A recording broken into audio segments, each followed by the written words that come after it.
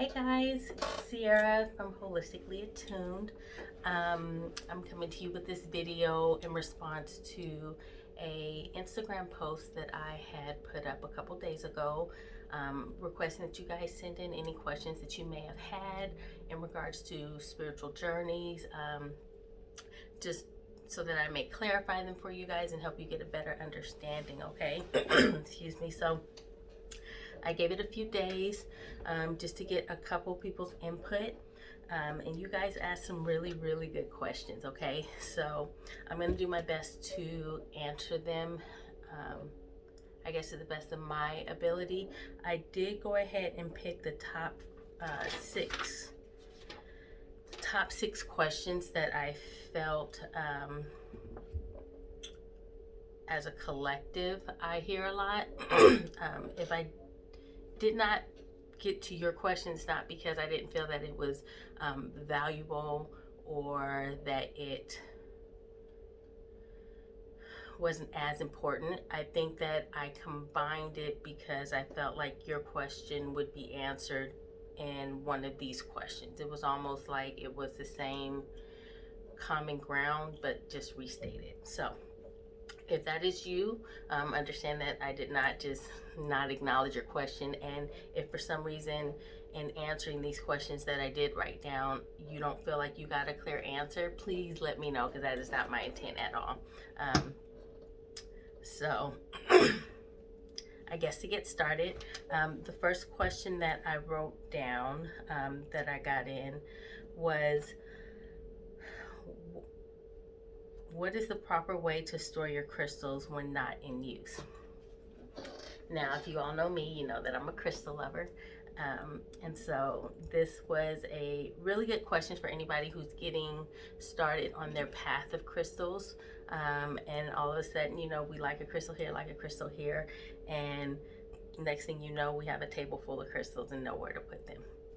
And so my suggestion would be to store them in either a velvet or silk pouch, or you can store them, Michael's, if you catch them, you know, on a good day.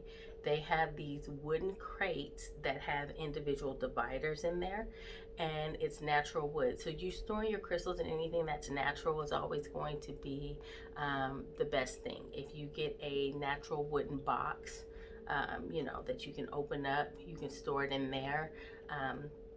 Or you can find a nice place for them in different corners of your house or different areas of your house. Everything should have a place. Everything should have a home. Rose quartz is really good to keep in your kitchen. Black tourmaline is really good to keep, you know, by your front entrance, or in your living space. So white howlite, that's a good one to keep at the bedside. Anything blue is calming, so you can keep blue calcite at the bedside. So that would be my suggestion. Find a place for it in the home, or anything that is natural, like a wooden box. That's a good place to store it. The only thing that I would say don't do is put it in like some kind of plastic container that has a lid on it, only because you know, your crystals need to breathe, and they need to continue to vibrate their frequency and have their life. And you don't want to just kind of like fold it up and put it in something plastic and put it away until you're ready for it. You should let it continuously vibrate and share that energy in your space, even if you're not actively working with that crystal at this time. So you know, a silk pouch, satin pouch, velvet pouch, or some kind of natural container. Being my suggestion would be wood. Again, I got this really big one at Michael's and it was only like $4, but it had individual containers and it was really nice. So I would go check that out if I were you guys, okay? So that was the first question. The next question I got was, if energy is real, then why do bad people do bad things and believe that they will get away with it? I really enjoyed this question. So first, I want to start off by saying energy is absolutely real. Everything is made up of energy, all of us. It's quantum physics. this question has so many different layers to it. I think that's why I kind of lit up when I saw it. Because first, yes, energy is real. But the question, why do bad people do bad things and believe that they will get away with it? The word bad, so to speak, that's a label. And so when I say that that's a label, it's a word, it's a name that we apply to a word that makes us feel a certain type of way. So the way that that action made you feel may be different from the way that that action made the other person feel. So while that action made you feel sad or hurt or angry, and so you labeled it as bad, it didn't make the other person feel that way. They got contentment, joy, you know, a feeling of being superior maybe from that action. So they don't label that action as bad. They label it as whatever else they decide to label it as. Your perspectives on what is good and bad are completely different from somebody else's. That's why I feel it is very important to get out of this space where we are assigning definitive labels to actions that react or cause an emotional reaction out of us. I feel that it's more important to focus on that emotional response that you have to that action, so that when you are confronting that person, you are focusing on the way that that action made you feel, as opposed to why it is bad and why it is wrong. Because if you tell somebody that you are bad and you are wrong, they get defensive right away and they start to come up with all the reasons why they are good and they are right. We get caught up on those labels, as opposed to if you come to somebody and say, hey, last week when you were supposed to come by and you just didn't show up, that really hurt my feelings, because I kind of got ready for you through the day, and then I sat around and I waited for you, and I felt that it was a little inconsiderate not to at least let me know you weren't coming, because it left me in a position where I felt disappointed, or whatever the case may be. If you focus on how that action made you feel, instead of trying to make somebody understand why they are wrong or why what they're doing is bad, you may have a more positive outcome to that conversation, if that conversation is what you are looking to have, which is really what you should be looking to have, because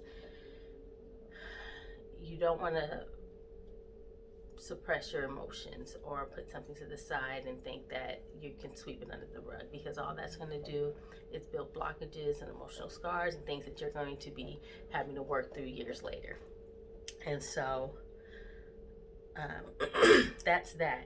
And just to tag in on the bottom part, why do they believe they will get away with it? Because in their eyes, they might not think that they're doing anything wrong, or they might not think that even if themselves put an action, a label onto that action as being wrong, if they don't feel like they're hurting anybody beyond a surface level, or something that they can just make up like it's not that big of a deal, that's why they do it. But if you hold them accountable for the way that their actions make you feel, you may get a different response. Now, if you go to them and honestly tell them how their actions made you feel, and they don't seem to be empathetic to that, because anybody who is meant to be around you, who is going to bring that positive energy to you, who cares about you, they're not going to want to cause you any kind of pain or discomfort or any kind of negative feeling. So instinctively, they'll react to the fact that they hurt you in some type of way, and they will address that. However, if they don't, then that's something totally different that you need to work on and identify, and that comes into play with your boundaries and the type of energy that you will allow to enter into your space. So, very good question. I hope that answers it. If not, send me a message. Okay, so the next question, again, and I like all of these questions, okay? I felt like you guys asked such great questions. Why do I feel an overwhelming fear when I'm doing my shadow work? Like I see demons and monsters, okay? So that was one of the questions. And another person had actually asked a question of what is shadow work or your shadow self. And so I'm going to kind of try to explain both of these at the same time, starting with what is shadow work. So, and I can do a whole video on shadow work, you guys. I can do a whole series. So not to go too deep too soon, but the idea of shadow work or confronting your shadow self really is us acknowledging, accepting, and loving the parts of us that we have deemed to be unlovable or shameful or, it's secretive. We can't do this in front of them because then they won't like us. Or if we're not this person all the time, then, they won't accept us. It is accepting every aspect of yourself in order to completely love yourself. Okay? Your shadow self is that part of you that you wait till everybody is gone to express, or only very select few people. You've heard that only a few people know how I really am. It's that part of you that you don't share very often because you repress it and label it as scary, bad, unworthy, all that kind of stuff. So it is facing those fears, facing that where it's okay, well, what am I afraid of? Why do I feel that if, I show this part of me that it won't be accepted? What is it about this part of me that I feel is so disgraceful or unlovable? Why does it spark that emotional response out of me? Or if something happens, it's you taking a moment to say, why did that make me feel that way? Why did I react that way? Is this really who I am? Is this reaction a response to a different trigger that maybe I haven't addressed yet? It's that kind of work. It is going very, very deep within so that you can not just heal yourself, but allow yourself to elevate to another level. It's clearing out clutter, so to speak, so that you make room for the new. Okay, shadow work is shedding your old skin, your old beliefs, your old cycles, recognizing your triggers and improving on our emotional responses due to those triggers. It's not getting rid of any part of you. It is loving every part of you. Shadow work does not have to be complicated. It doesn't have to be a 28-day ritual unless you want it to be. Now, me personally, I do feel like you should spend a lot of time doing it because self-reflection is very important in self-growth and self-discovery. And like I said, I could do a whole video on shadow work, but that is the basis of it. It is what we have subconsciously pushed to the side, that aspect of ourselves that we have subconsciously deemed as unworthy or scary or, not up to society standards. So that's the first part. And then so when explaining that, Um, I want to jump into the question where it says, why do I feel an overwhelming fear when I'm doing my shadow work, like I see demons and monsters? And Carl Jung said it best when he said, and I'm paraphrasing, but he basically said that most people are more afraid of facing their inner selves than basically going to war with somebody else. Meaning, you would rather work out a battle plan to take down your enemies as opposed to shine the light on the enemy within, as opposed to shining a light on our ego to understand why we react certain ways. We would rather adopt a victim mentality. Everybody is doing this to me, as opposed to be accountable to how we can do things differently. And this is not to say that everything is your fault, and that you should be accountable for everything that has gone on. But what this is to say is that taking a moment to think about how you may have been able to handle things differently, or why certain things are a trigger for you, how you can curb your emotional response to those triggers. Those are all things that you are capable of doing. But it's a scary thing. Nobody wants to face their own crap. And the thing is, the purpose of shadow work is to bring unconscious beliefs, self-images, judgments, and impulses to the light. And so if every time you start to dive into your own shadow work and you start to feel this overwhelming fear, like you can close your eyes when you're meditating and see monsters and demons, what I would say to that is your subconscious mind actively fighting you from diving in.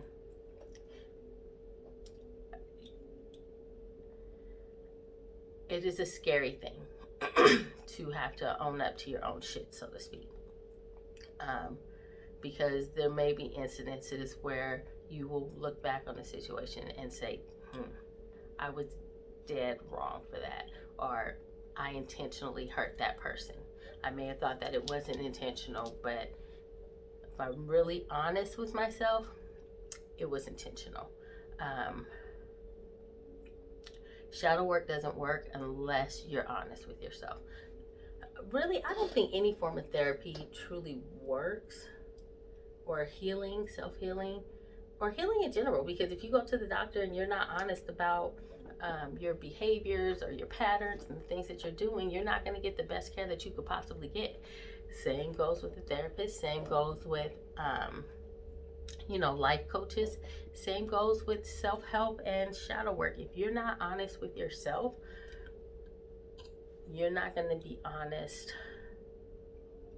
First of all, you can't be honest with anyone else, but if you can't be honest with yourself, you're going to find it very, very difficult to get a great understanding of why you do the things that you do, or why certain cycles continue to repeat themselves.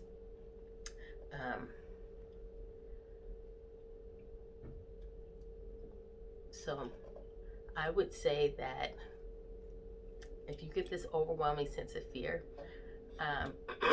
the whole point in shadow work, or one of the main points, is releasing the fear. So it's time to walk through that door of the unknown and face those fears and see why whatever's behind that door is hiding behind the face of a monster. Because it may be something big that, here's the thing that we do. We feel like we can pick and choose which areas need to be healed, or we can pick and choose which areas that we will address, and then we'll address the rest later, or if we push something down deep enough, then we don't have to acknowledge it. That's not a true statement. The more you continue to push stuff down, the more you continue to not acknowledge it, the smaller that voice gets, that the voice of your soul gets. And the smaller that voice gets, the more confused that you become. So that's actually carrying on into the next question, but it kind of pertains to this too. It's time to face your fears and really just go through it. You have to face, there's nothing going on in your mind that should scare you that much that you don't want to deal with it. And it could be baby steps. I think the first question that you would have to ask yourself is, what am I afraid of? What am I afraid that I'm going to find out? Our mind, our subconscious mind may think it's trying to protect us by hiding, you know, this bit of information behind a closed door, behind lock and key. But in the end, it may not be helping us the way that we think it will, right? We see things right here instead of seeing the bigger picture. So in the very moment, to compartmentalize it and not deal with it seems like the best thing to do. However, that tends to do more damage on the back end than if you were to just walk through that shit, you know, right through that deep, murky mud to get to the next level, okay? So, and then, let's see, the next question was, what is a spiritual awakening and how to tell if you're having it? So, a spiritual awakening, simply put, is the moment when you realize that there is nothing in this material world, in this physical world, that can bring you complete fulfillment and happiness. It's that moment when you realize that there has to be more to life than, you know, expensive items. It's the moment when you finally are looking at the world through a different pair of eyes, or a different perspective other than your ego. We've been viewing the world through our ego being ruled by our root chakra and, you know, our material possessions and what we deem successful in the eyes of society. And so the spiritual awakening occurs when you wake up and you're like, you know what? I've acquired all these things. I've accomplished all of my, you know, goals, and yet I'm still unhappy. What else is there? What am I missing? Why am I not on cloud 9 the way that I should be? And so I guess that's the easiest way of summarizing what a spiritual awakening is. It is the initiation to the path of your spiritual journey. It is the starting point, so to speak. And so, with that being said, there are a few things that go hand in hand. And so shadow work, spiritual awakening, and dark night of the soul, those three things really kind of go hand in hand. And so I'm going to explain also what the dark night of the soul is. And that basically happens right before your spiritual awakening or in conjunction to it. That's the point where you feel like such a disconnect from God, from divine source, from the universe, from reality. Like, and the more aware you are of the disconnection, the more quickly you will probably progress through, or the more likely you are to continue through this process. But it's the dark night of the soul, because it's that moment where we start to question everything.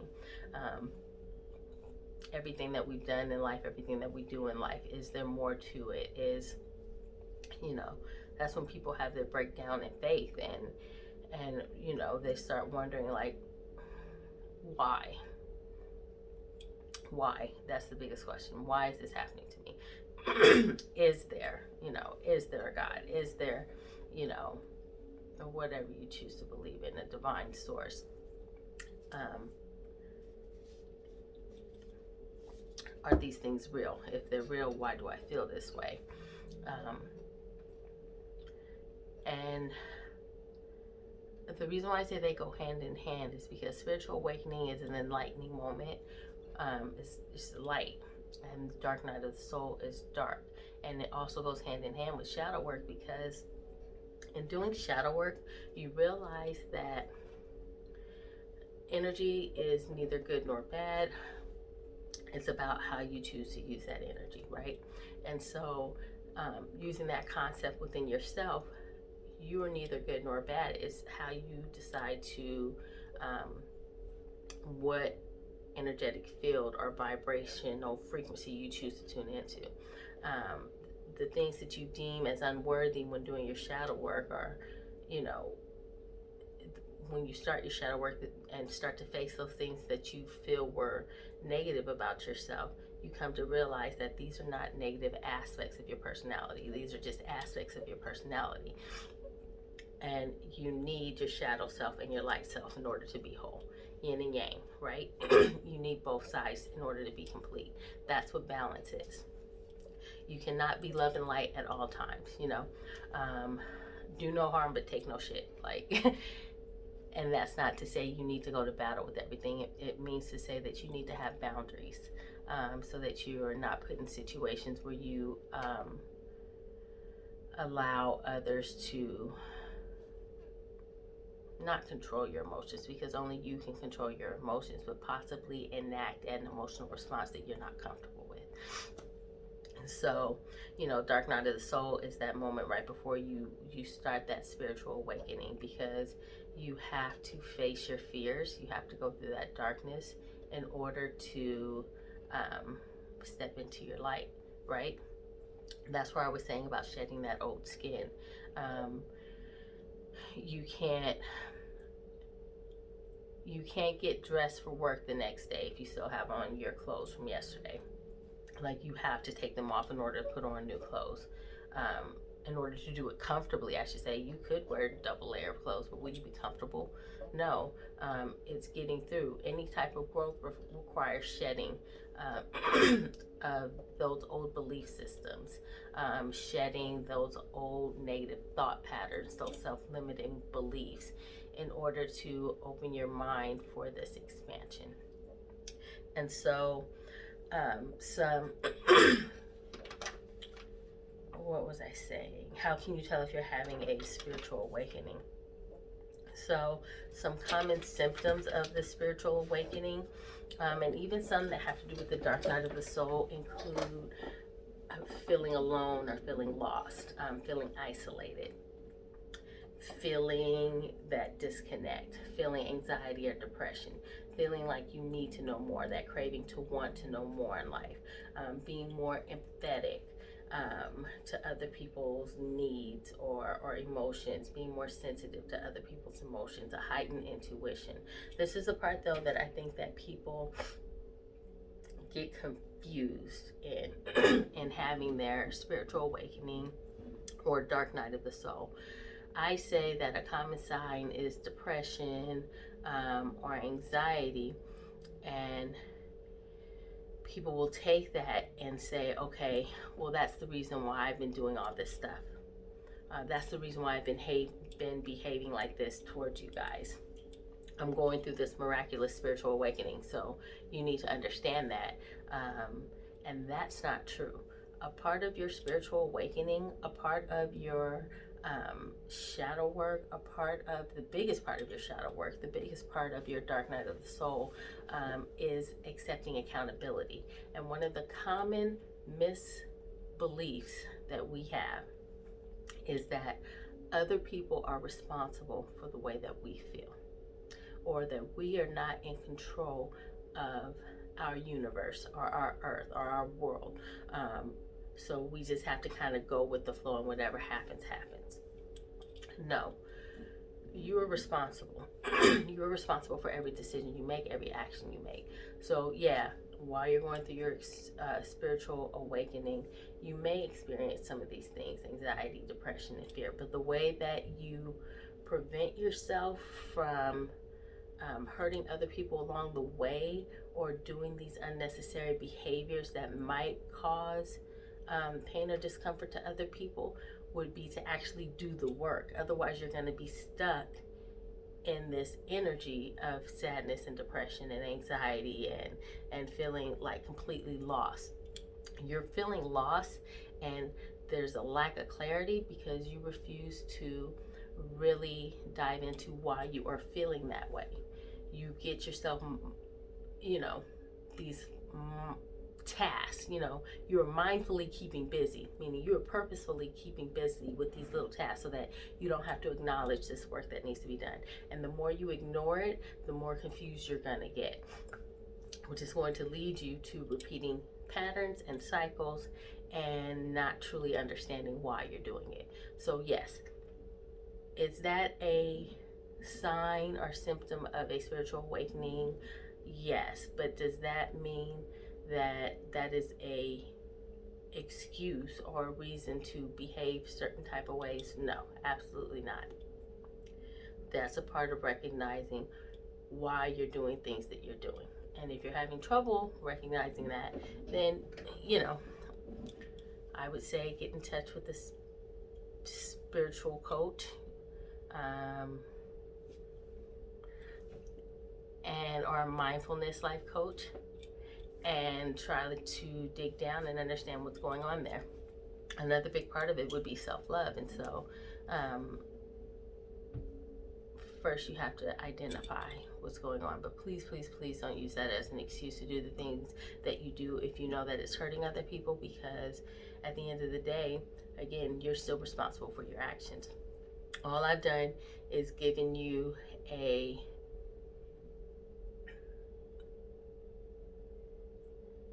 outline, so to speak, of what could be contributing to it. But now that it's been identified, it's your job to work on it. And I was going to say fix it, but I don't want to say fix it, but it's your job to work on it and understand it so that you can grow and be the best version of you possible. Okay? So, let's see. Is there anything else that I wanted to say? I guess just recognizing our cycles and understanding that through our spiritual journey, there's going to be moments where we have, you know, steps back or things that hold us up. But the more determined you are to work on yourself and face your fears, the more advanced you will be in your journey. Okay? So I think I've been rambling on for about 33 minutes or so. So that's why I only picked like 5 questions, because I knew that this could be long. If there was anything else that you guys wanted to do another video on where we go more in depth, inbox me, let me know. If this made sense to you, inbox me, let me know. If you needed clarity on something, inbox me, let me know. Or if you just liked it, inbox me, let me know. Okay? Have a good day, guys. Bye.